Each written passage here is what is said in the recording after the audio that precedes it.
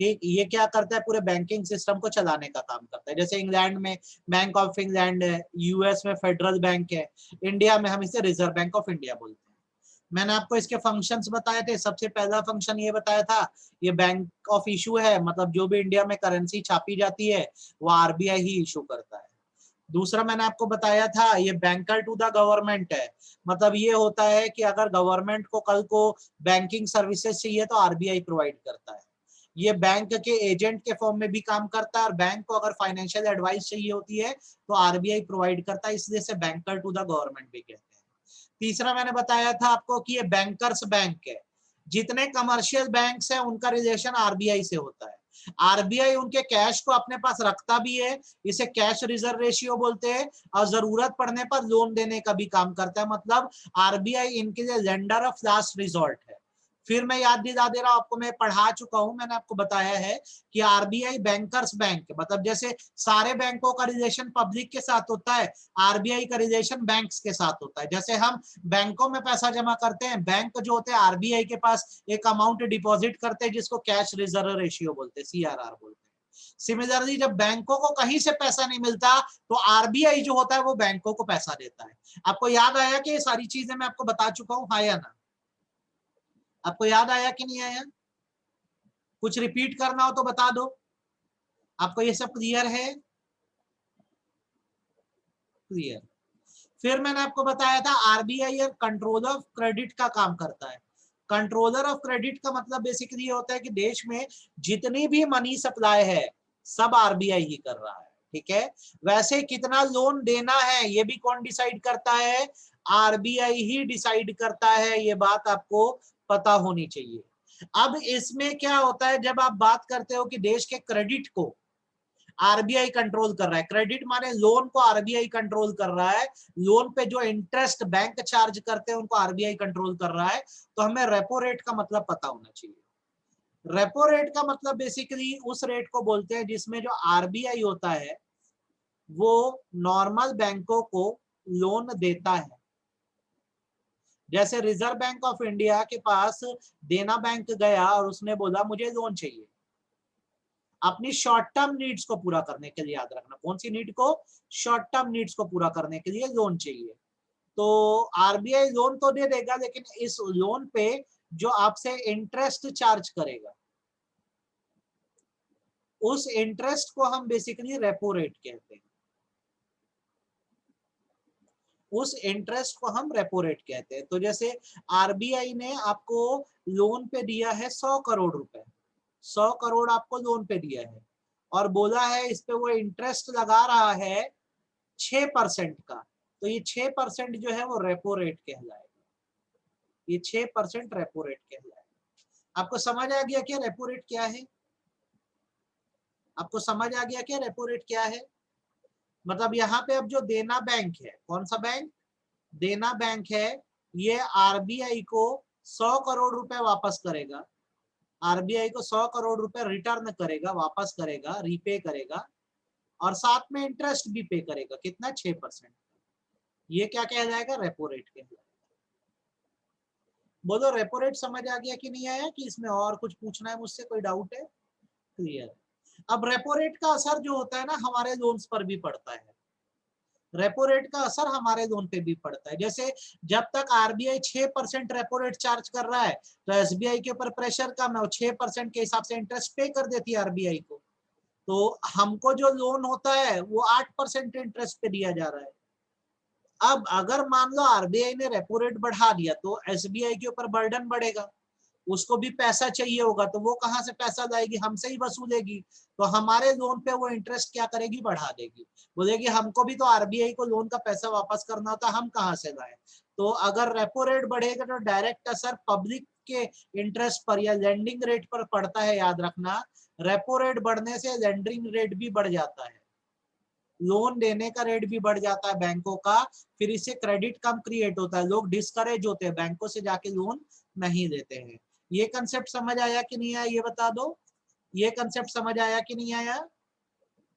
Repo rate बढ़ेगा तो normal bank भी अपने लोन का इंटरेस्ट रेट बढ़ा देंगे, क्योंकि उनको आरबीआई को भी पैसा वापस करना है, तो लोग डर के लोन नहीं देंगे। ये रेपो रेट का कंसेप्ट हो गया। अब दो कंसेप्ट और बता रहा हूं, थोड़ा ध्यान से सुनना, अच्छे समझना। रेपो रेट आपने समझ लिया, तो अब हम लोग आते हैं बैंक रेट पे। ये रेपो रेट का बड़ा भाई है, ठीक है। बैंक रेट का मतलब होता है rate at which RBI lends money to other banks to meet their long term requirement,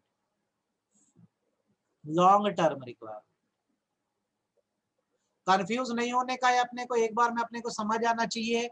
ये आरबीआई है, ये बाकी अदर बैंक्स हैं। आरबीआई लोन दे रहा है, इस पर ये इंटरेस्ट चार्ज करेगा। अगर ये शॉर्ट टर्म नीड को पूरा करने के लिए है, मतलब रेगुलर जरूरतों को पूरा करने के लिए है, तो बेसिकली इस लोन के इंटरेस्ट को हम बोलते हैं रेपो रेट। और अगर ये लोन अदर बैंक्स की या दूसरे बैंकों की लॉन्ग टर्म नीड को पूरा करने के लिए है, तो इसी को हम बोलेंगे bank rate. Now what is the difference between repo rate and bank rate? Repo rate is the interest given by RBI to other bank on fulfilling short term need के लिए, और लॉन्ग टर्म नीड के लिए loan लेते हैं, उस पर जो बैंक आरबीआई को इंटरेस्ट पे करता है उसको बैंक रेट बोलते हैं। आप बताओ, आपको समझ आया कि नहीं आया, हाँ या ना? देव आप शायद दूसरी क्लास अटेंड कर दियो बेटा, आप लीव कर दो, आप 12th में नहीं, आप 11th में हो शायद। आप दूसरी क्लास अटेंड कर दियो, आप 11th में हो, ये 12th की क्लास चल रही है। तो अब आप बताओ, आपको रेपो रेट और बैंक रेट समझ आया कि नहीं आया? शॉर्ट टर्म नीड को पूरा करने के लिए जो किया जा रहा है वो क्या है आपका? रेपो रेट है। और लॉन्ग टर्म नीड के लिए वही चीज क्या कहलाएगी? बैंक रेट कहलाएगी। क्या एकदम अच्छे से क्लैरिटी है? गुड। तीसरी चीज मैं बताना चाहूंगा आपको रेपो रेट और बैंक रेट अगर समझ आ गया हो, तो तीसरा कंसेप्ट आपको जो पता होना चाहिए बेटा, वो है रिवर्स रेपो रेट का।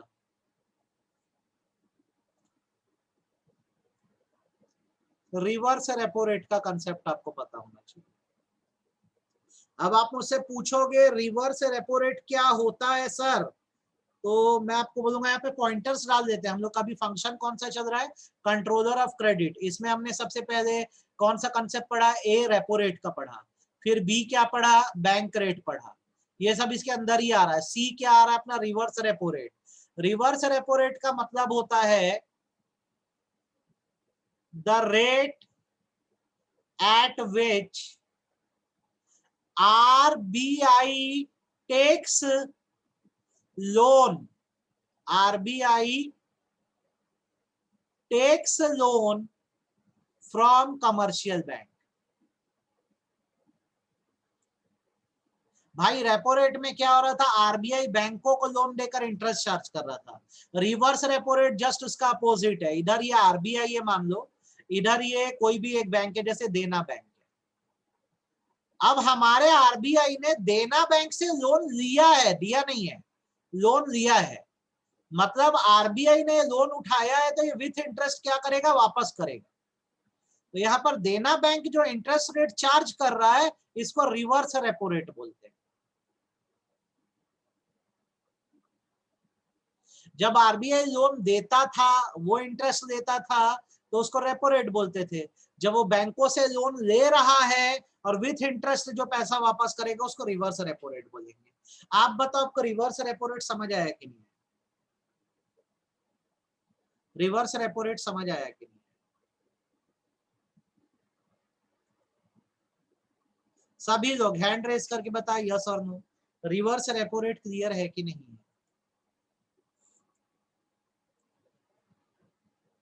कोई डाउट रिवर्स रेपो रेट में? हाँ जीजा बोलो बेटा।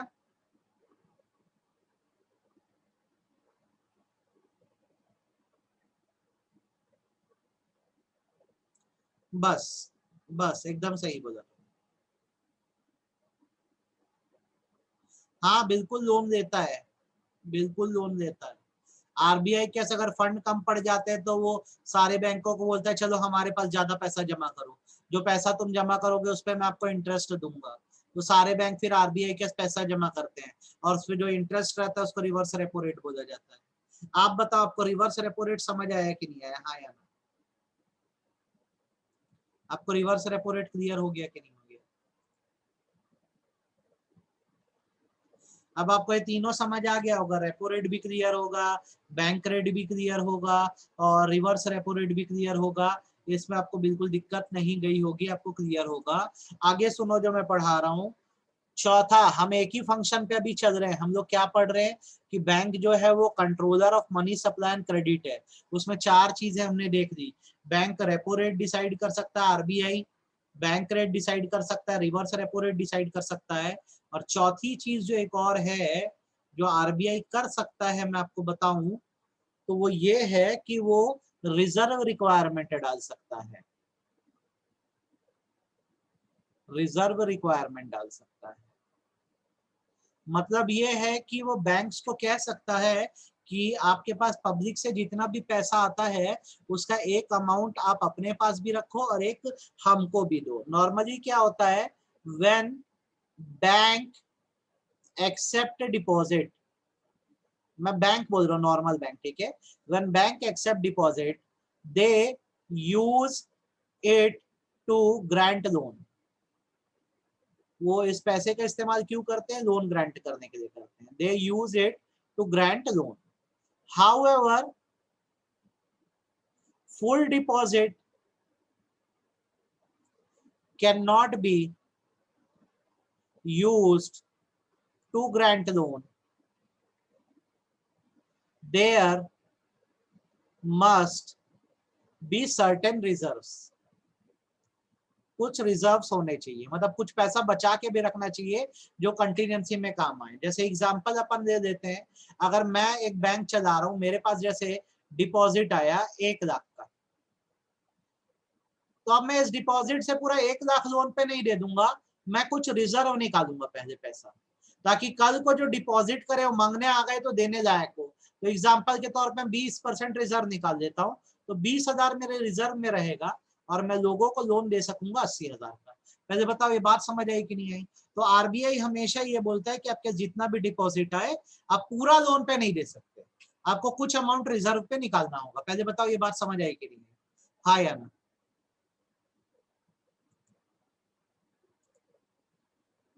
ये बात क्लियर है कि नहीं है? अब इसमें दो तरह के रिजर्व्स हम बना सकते हैं, ध्यान से देखना, और ये वीडियो भिजवा दूंगा आपको, बोल दूंगा मैं उनको, अब क्या नाम है, ईशान सर को। दो तरह का रिजर्व, एक रिजर्व क्या जाता है सीआरआर, जिसको बोलते हैं कैश रिजर्व रेशियो, और दूसरा होता है एसएलआर, जिसको बोलते हैं स्टैट्यूटरी लिक्विडिटी रेशियो। दो तरह के रिजर्व्स होते हैं। शॉर्ट में लिख देते हैं, इस एग्जाम में बहुत क्वेश्चन आते हैं, इसको अच्छे से करना। सीआरआर, एसएलआर, दो तरह के बेसिकली रिजर्व होते हैं। सीआरआर का मतलब होता है the amount of deposit kept bye commercial bank with RBI. RBI के पास हम डिपॉजिट का जो हिस्सा रखते हैं उसको सीआरआर बोलते हैं, और जब आप एसएलआर बोलते हो तो इसका मतलब बेसिकली होता है the amount of deposit kept by bank by itself, kept by commercial bank by itself। Commercial bank जो खुद के पास रखते हैं पैसा या रिजर्व, उसको बोलते हैं एसएलआर। फर्क समझ लो, डिपॉजिट का वो हिस्सा जो हमने आरबीआई के पास जमा किया, हमने मतलब बैंकों ने आरबीआई के पास जमा किया, वो सीआरआर कहलाता है, और वो रिजर्व जो हम अपने बैंक के पास रखते हैं उसे हम एसएलआर बोलते हैं। और दोनों ही रिजर्व का एक कॉमन नेम होता है, इसको एलआरआर कहा जाता है, मतलब legal reserve ratio. Legal reserve ratio ही दो तरह के होते हैं, जो आरबीआई में रखोगे सीआरआर है, जो अपने पास रखोगे एसएलआर है। कितना क्लियर है ये बता दो, सीआरआर और एसएलआर समझ आया कि नहीं आया? कितना समझ आया, अच्छे से कि आधा अधूरा? आ गया? बाकी लोग को किसी को रिपीट करना है क्या, क्लियर है? ओके, तो आपने क्या पढ़ दिया, बैंक अगर कंट्रोलर ऑफ क्रेडिट है, मतलब देश के लोन को कंट्रोल करता है, तो वो रेपो रेट डिसाइड कर सकता है, वो बैंक रेट डिसाइड कर सकता है, वो रिवर्स रेपो रेट डिसाइड कर सकता है, वो रिजर्व रिक्वायरमेंट लगा सकता है। At the end chapter complete करते हैं, बैंकों को ये पावर दी गई है आरबीआई को कि वो मार्जिन रिक्वायरमेंट्स रख सकते हैं।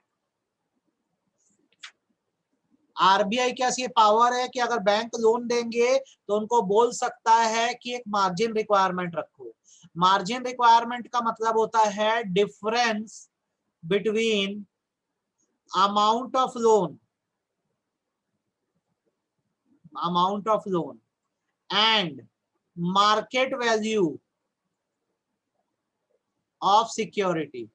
आपके कुछ नहीं समझ आया, मेरे को ही पता है, मैं आपको बता रहा हूं, ध्यान से सुनना।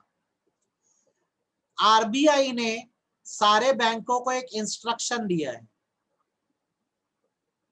जैसे एसबीआई को, पंजाब नेशनल बैंक को, और कोई बैंक ले लो, देना बैंक, सबको एक इंस्ट्रक्शन दिया है कि जब ये लोन देंगे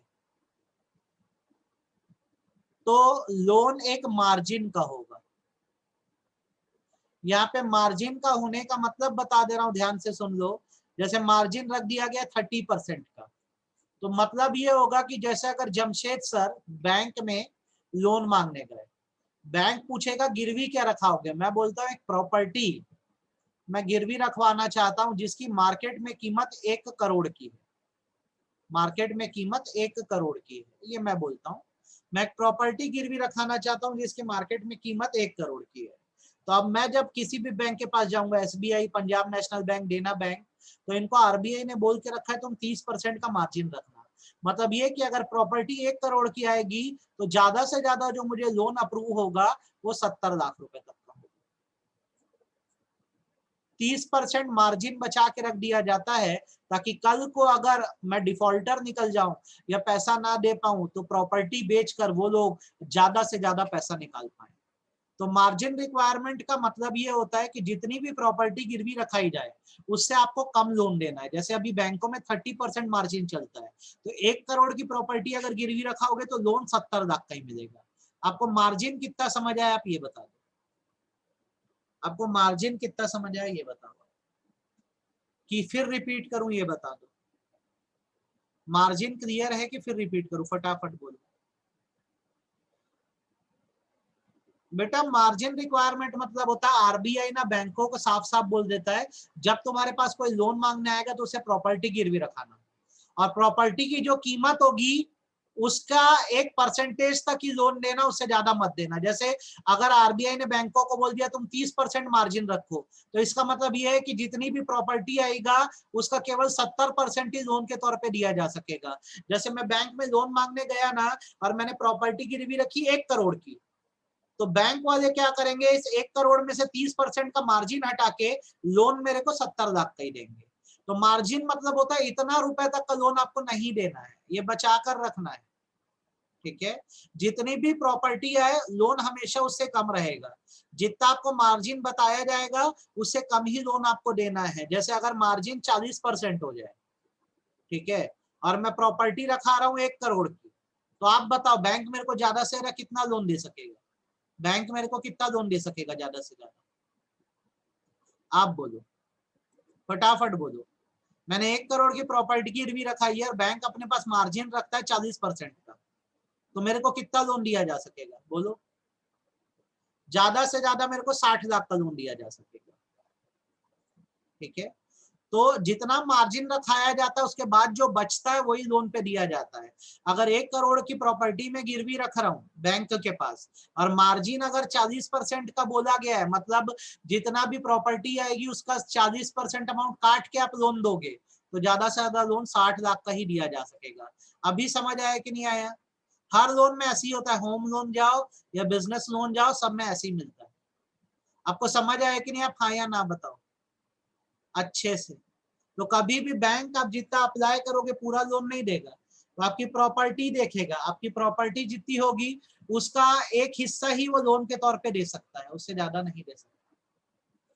यहाँ पे जाके आपका चैप्टर मेनली हो गया कंप्लीट, आपका पूरा एक यूनिट खत्म हो गया बेटा, मनी एंड बैंकिंग। अब ध्यान से सुनो मेरी बात को।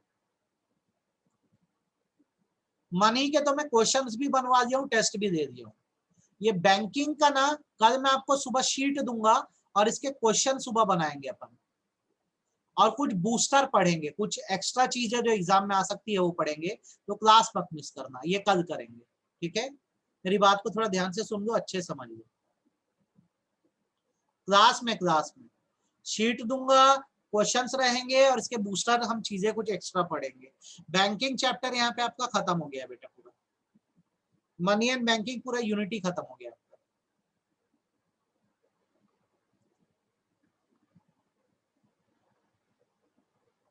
1 मिनट दे रहा हूं।